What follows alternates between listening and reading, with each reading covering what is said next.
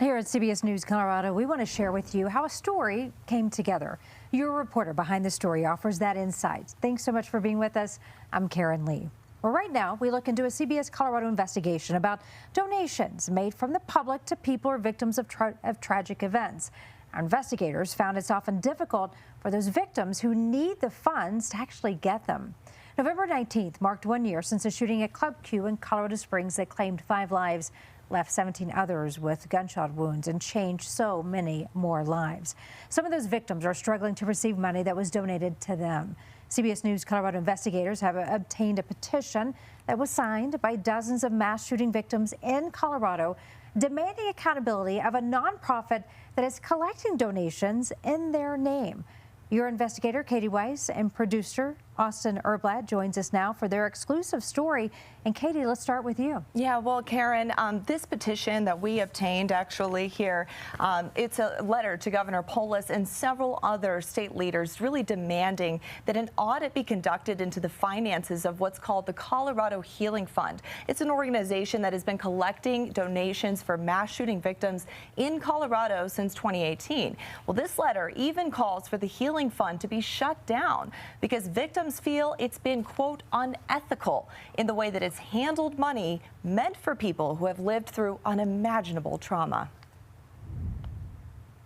It's actually a lot worse. Ashton Gamblin was shot 9 times while working the door at Club Q 1 year ago. She's one of dozens of mass shooting victims who signed this petition delivered to state leaders Monday. There was times where me and my husband are kind of staring at each other since I wasn't working about, are we going to be able to pay this bill this month because we're waiting on a healing fund check? As if surviving 9 gunshot wounds wasn't hard enough, she says she's had to beg to receive donations. She says the healing fund refused to pay for things like a service dog or a shower bench after she got out of the hospital. Their original process was, hey, if you send us the bill, we'll review it, and then if we determine that's something, we'll reimburse you. I can't pay my bills on a reimbursement. I don't think anybody in this country can live off of a reimbursement plan. Originally, the fund said it would keep 10% of the more than $3 million donated for operational costs, but changed that to 0% after victims pushed back. Then this fall, the fund was holding on to more than $120,000, and victims fought back again. We're tired of fighting. Just a few days ago, the fund announced it's sending survivors the remaining money, saying it was holding it for long-term needs, but that victims made it clear their immediate needs were more important. This is their money, and they're entitled to it. Legal advocates like Z. Williams say this isn't the first time the Healing Fund has come under fire. It's not an equity-based system. Following the grocery store shooting in Boulder, documents from the Healing Fund show it collected a 5% administrative fee from the more than $4 million in donations. And $900,000 went to a resource center that some victims who live out of town can't use. It's very alarming every time this happens. Advocates like Dr. Zachary Blair with Victims First say donated money should be handed out in equal checks for all victims so they can spend the money for whatever they need to heal. The victims of mass shootings are adults. They have bills. They have responsibilities. They don't want a nonprofit parent. They don't need a nonprofit parent. The Colorado Healing Fund declined an interview, but said in a written statement, quote, "We have a responsibility to verify and prioritize needs. In some cases, we disperse funds for specific requests. In other cases, we disperse funds in lump sum form, so those who received it could prioritize their own needs." Advocates say right now there isn't much government oversight over how nonprofits choose to spend money donated for victims. Some states require nonprofits collecting donations for tragedy victims to have regular independent audits. But that's not the case in Colorado, something many victims are demanding. Without an independent audit, it's really hard to trust their numbers. They've been very inconsistent. The Healing Fund says it's audited every year, but the organization's tax forms show since the organization opened in 2018, it hasn't reported any audits to the IRS until just last year. And the fund refused to send us copies of the audits it says were completed. I will not quit until some form of change has been made. So frustrating for so many of those victims. Katie and Austin, thank you so much for both of you being with us and sharing a little light, shedding a little light, of course, into the backstory of this. Katie, how did this story first come together for you? How did you first learn about the problems? Well, this is definitely a long work in progress. We've been working on this for several months. It started really when we started hearing concerns from Marshall Fire victims in Boulder about their problems with not getting money that was donated to their cause. And after I started looking into that, I realized, wow, time and time again in Colorado's history, we continue to see the similar complaints from victims of these mass tragedies where they just aren't receiving the money that was donated to help them. So I felt like with so many different, unfortunately, tragedies that we've had in our state's history, I felt like it was important for us to team up and work together and really dig deeper into this. How did it feel for you once you started learning more about this issue? Yeah, there was so much to it, you know, digging deep back into the history of the organization itself, speaking to people who had run-ins, whether they be victims or survivors themselves or people who were advocating for them. And so, yeah, then just diving into the public records that were available and speaking to some of these victims further and survivors and learning what they've had to go through to get some of this money. It was hard to hear their stories, but yeah, it was good to be able to shed some light on their experiences. Mm-hmm. What did it, how did it make you feel, Austin, getting a chance to talk with some of these victims and hear their frustrations and their pain over not being able to move forward because of this in some ways? Yeah, I definitely felt their frustration as well.